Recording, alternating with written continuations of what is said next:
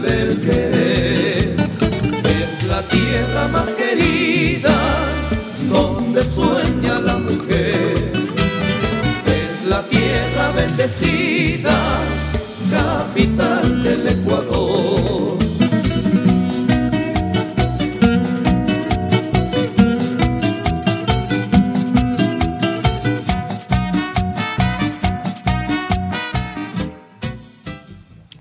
Y lo dicho, la capital de los ecuatorianos, cargada de tradiciones y costumbres, celebra sus 482 años de fundación. Quito, con el paso de los años, se ha convertido en una metrópoli reconocida a nivel mundial por su patrimonio cultural y arquitectónico, sus destinos turísticos y hasta por su gastronomía. Vamos a dialogar sobre esto y más en nuestra entrevista de hoy. Gonzalo Ortiz, sociólogo, miembro de las Academias Nacionales de Lengua y de la Historia, ex vicealcalde de Quito.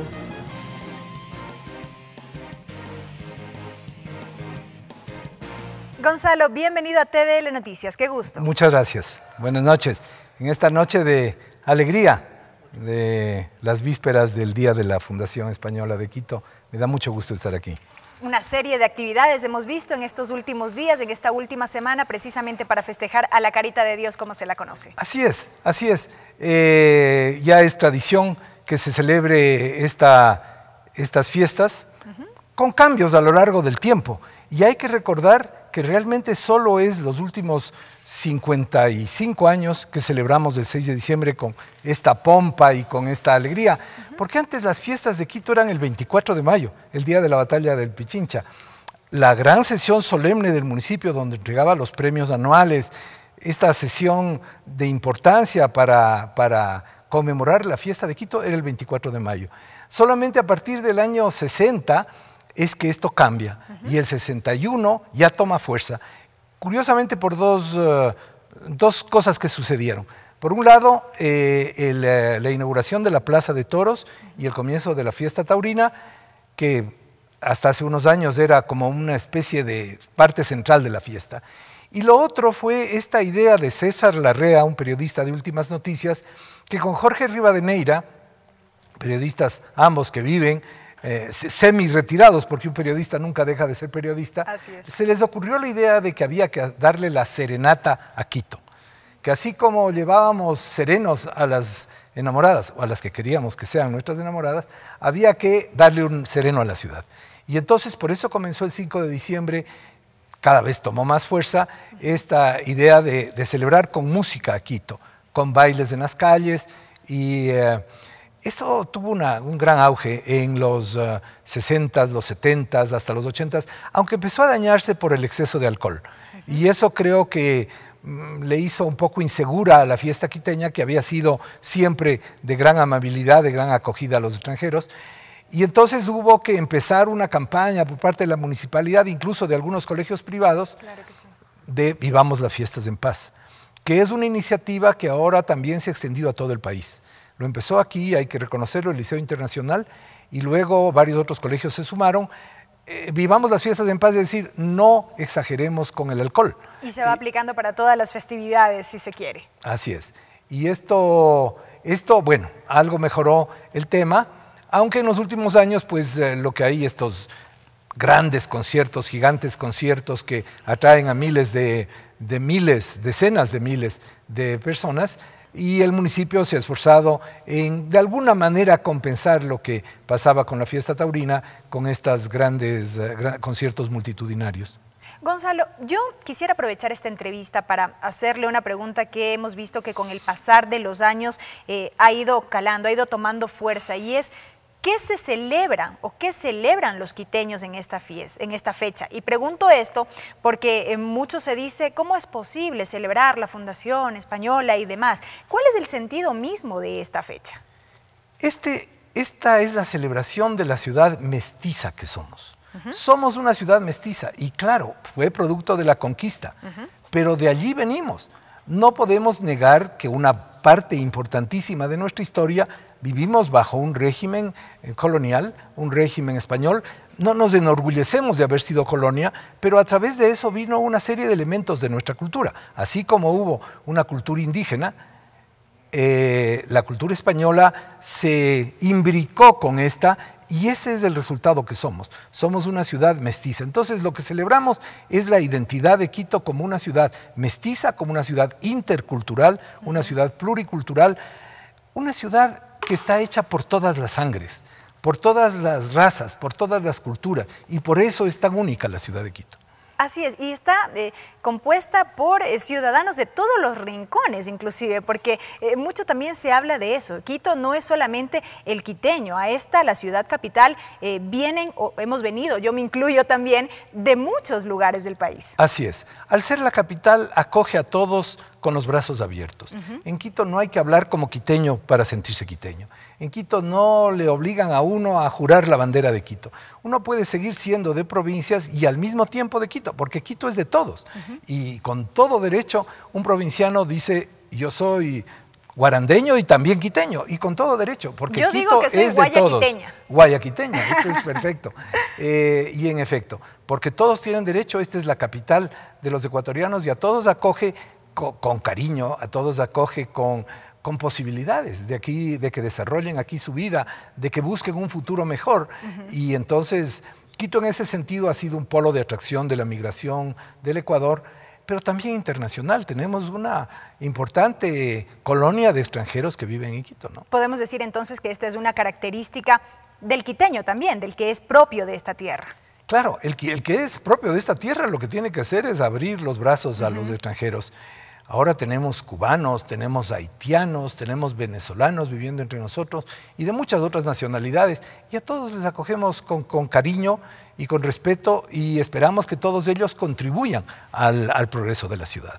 Este progreso hemos visto que se ha dado de una manera, si se quiere, vertiginosa. Ha habido cambios sustanciales en la ciudad. ¿Cómo hemos visto a este Quito con el pasar de los años y las décadas en sí misma? Bueno, Quito es una ciudad que crece aluvionalmente. Hay zonas de Quito, bueno, es una parroquia rural, pero Calderón, Carapungo, crece al 12% anual. Es una cosa nunca vista. Es actualmente la cuarta ciudad del Ecuador, porque primero está Guayaquil, luego Quito, luego Cuenca y luego Calderón. Y debe estar disputándose por ahí con Daule la cuarta ciudad del Ecuador. Pero al mismo tiempo que ha crecido longitudinalmente y se ha derramado hacia los valles, Quito ha conservado, y esta es la gran maravilla de la ciudad, la conservación de su centro histórico. Esto desde hace décadas que se venía luchando por esta conservación del centro histórico, se concretó con la Declaración de Patrimonio Cultural de la Humanidad en 1978, y a partir de entonces se han tenido unos hitos importantísimos. La reubicación del comercio informal en 2003 con Paco Moncayo, por ejemplo, fue clave para recuperar el centro histórico, para que los quiteños sintieran otra vez orgullo por el centro histórico que estaba invadido de comerciantes informales, los cuales fueron reubicados en unos centros comerciales apropiados, de los que son propietarios, donde ya no están sujetos a las mafias que les extorsionaban. Y luego las diferentes alcaldías han continuado con este trabajo de restauración, con este trabajo de puesta en valor, que a veces sufre accidentes como los que hemos visto hoy día, de estas dos casas que se derrumbaron en Avenida Pichincha y que ha complicado todo el tráfico, incluso para llegar acá a la asamblea. Era complicado porque el tráfico está cortado, creo, en Avenida Pichincha, y entonces influye a todo este sector. Esto se debe a la antigüedad de las casas y lo que habrá que investigar es si es que no fue hecho de mala fe, porque a veces algunos propietarios abandonan precisamente las casas para que se caigan de viejas. Y lo que pasa con el centro histórico hay que darle un mantenimiento constante a las iglesias, a los conventos, pero también a las casas. Este mantenimiento constante del que usted habla, por ejemplo, al centro histórico de Quito, ha permitido posicionarlo, si se quiere, a nivel de los centros históricos en otros países. Tiene una característica única. Así es. El centro histórico de Quito es el centro más grande y mejor conservado de América, de América en general, y uno de los mejores conservados del mundo, porque en muchas otras partes lo que sucedió, diga Lima o Bogotá, por ejemplo, que botaron manzanas enteras para construir edificios nuevos ya desde el siglo XIX. En parte la pobreza, la crisis económica prolongada que vivió la sierra ecuatoriana desde la caída de los obrajes, desde la caída de la exportación textil que nosotros mandábamos al Perú desde 1750, siglo y medio de crisis económica, impidió en cierto sentido que se botaran mucho más casas y que se hicieran construcciones en el siglo XIX. Algunas se hicieron y algunas también en el siglo XX, pero felizmente desde ya los años 70 el municipio no da permiso ninguno para construir un edificio nuevo en el centro, y si se lo hace, hay que hacer, si se derrumba una casa, tiene que ser exactamente igual a como era antes. Entonces, esto ha mantenido el centro histórico. Claro, el sector inmobiliario no puede allí construir y hacer negocio, pero en cambio sí se pueden adaptar las casas para vivienda, que debería ser el objetivo, para que sea un centro histórico vivo. Correcto. Que no pase como Cartagena, por ejemplo, que es básicamente a la noche queda vacío. Solamente los bares y las discotecas están abiertas y lo demás está vacío. Aquí tenemos porque la nadie vive ahí. Aquí tenemos la oportunidad de recorrer el centro histórico, visitar las iglesias, hacer estos recorridos turísticos en sí mismos. Exacto. Quito, ese es un atractivo muy grande de la ciudad, ¿no es cierto? Sus templos, sus conventos, sus museos, incluso el hecho de que la Ronda se haya convertido en un sitio para ir a comer, para ir a tomarse un trago, para una sana diversión. De manera que ofrece todo eso el centro histórico y tiene que seguir siendo un centro vivo. Pero además es un centro político. Esta asamblea está justo al borde del centro histórico y ya fue construida en los años 60, 50, a finales de los 50. Y por otro lado, es el centro comercial de Quito más importante. Hay 200.000 personas que acuden los sábados a los centros comerciales populares del ahorro, allá arriba en Hermano Miguel, en el Tejar, para hacer compras. Y a lo largo de la semana, 120.000 personas cada día. De manera que sigue siendo muy activo por eso el centro. Y es también un centro porque geográficamente vienen desde los diferentes puntos de la ciudad allá a hacer compras, ¿no? Alguna vez yo decía cuando estaba en el municipio al comienzo que Quito es como un chorizo, pero algún arquitecto me dijo, mejor es decir que es como una corbata de lazo, porque se enancha en los extremos, pero se estrecha en el centro y ahí hay un nudo, que son las calles estrechitas coloniales, ¿no? Correcto. A propósito del centro histórico de Quito, Gonzalo, este es apenas uno de los atractivos que tiene la ciudad capital. Junto con otras tantas, le ha permitido convertirse a esta ciudad en destino líder a nivel mundial. Lo hemos visto con estos premios que ha recibido por años consecutivos. Así es. ¿Qué decir de esto? Hay que apuntar a la otra riqueza que tiene Quito, que es su riqueza natural. El distrito metropolitano de Quito es probablemente el distrito más biodiverso de América. Desde los 400 metros sobre el nivel del mar en el subtrópico quiteño hasta los 4.800 de la cumbre del Guagua. En eso hay cientos de pisos ecológicos con todas las temperaturas y todas las vegetaciones y todo el tema de la fauna. Entonces Quito es también un centro de gran atracción, por ejemplo, a los que les gusta ver los pájaros. Porque no hay en el mundo entero una cosa parecida. Toda la zona subtropical quiteña, incluso en altura, por ejemplo, Yanacocha, que es un sitio, una reserva natural que queda en el Pichincha, atrae a miles de visitantes al año, casi todos extranjeros, porque los quiteños no conocemos estas maravillas que tenemos aquí, que es una zona de gran diversidad de la avifauna, de la fauna de los pájaros.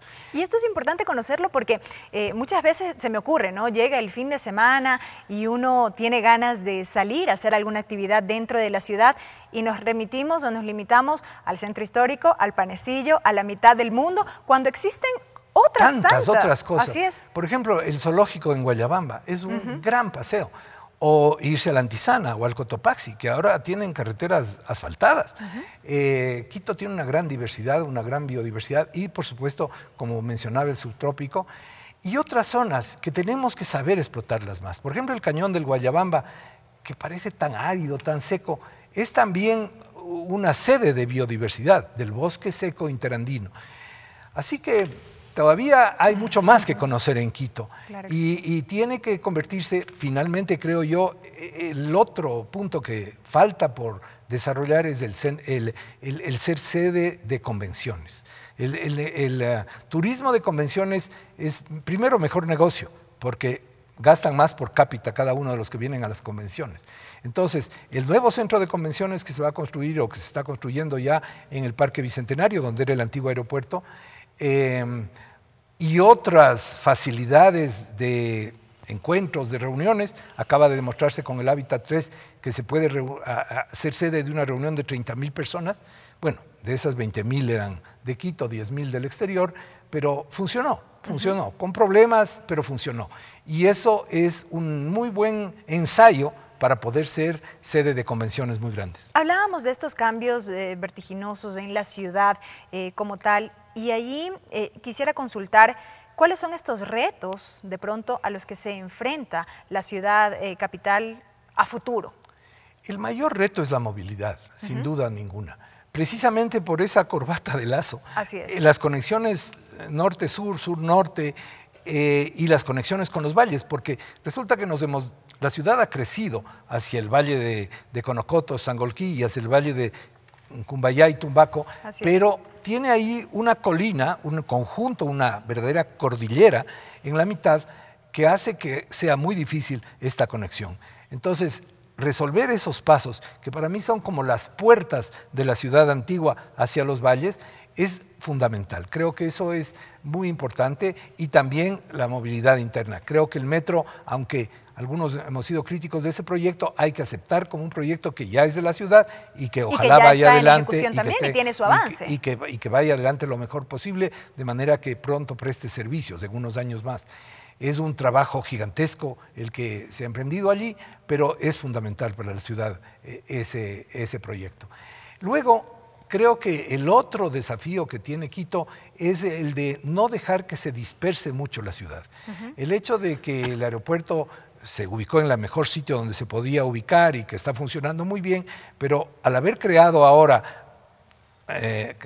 vías como la Ruta Viva para allá, jala un poco el desarrollo hacia esos valles, y entonces se puede hacer muy dispersa la ciudad, y eso es muy costoso, porque hay que poner agua potable, alcantarillado, redes eléctricas, ahora las redes de fibra óptica. Entonces, lo que necesitamos es densificar un poco más, construir en altura. Todavía tenemos muchas zonas dentro de la parte consolidada de Quito que pueden desarrollarse. Por ejemplo, esta misma zona del antiguo aeropuerto, que puede construirse edificios altos. Se hablaba inclusive de proyectos que podían trabajarse en ese lugar. Y entonces es necesario impulsar eso, ¿no? Creo que para eso hay que equilibrar bien qué tipo de leyes están saliendo. Hay un debate sobre la ley de la plusvalía, por ejemplo, que podría castigar a proyectos nuevos. Ojalá se vea y se reflexione sobre eso para que más bien ayuden al desarrollo inmobiliario y la densificación de la ciudad. Sin dejar de lado o sin obviar en este caso la importancia de contar con las zonas verdes en la ciudad. Si bien es cierto, Quito se caracteriza por tener gran número de parques, de áreas verdes, de espacios muy abiertos, a diferencia de otras ciudades como Guayaquil, que es prácticamente una ciudad de cemento, como se la llama, no hay que dejar de lado este elemento también. Hay que dejar de lado. El otro día estuve con un periodista, un colega mío y viejo amigo mío brasileño que vive en Río de Janeiro, y me decía, qué fantásticos los parques que tienen ustedes. Le había llevado yo al Metropolitano del Norte y algunos de esos, la Carolina y demás, estaba encantado. Digo, pero en Río las montañas se meten hasta el mar y son verdes. Y dice, pero son montañas. Lo que hay ahí son favelas y a veces un poco de verde, pero no son parques. No puedes visitar tú una de esas montañas. No es una opción para la familia, solo el Corcovado, solo el Corcovado y el Pan de Azúcar, las dos puntas, nada más, pero el resto no se puede visitar, es extremadamente peligroso. Y él, un extranjero, me hacía notar esta belleza adicional que tiene Quito, que son sus grandes parques. Es la ciudad que tiene más parques por más metros cuadrados de parque por habitante en toda la zona andina.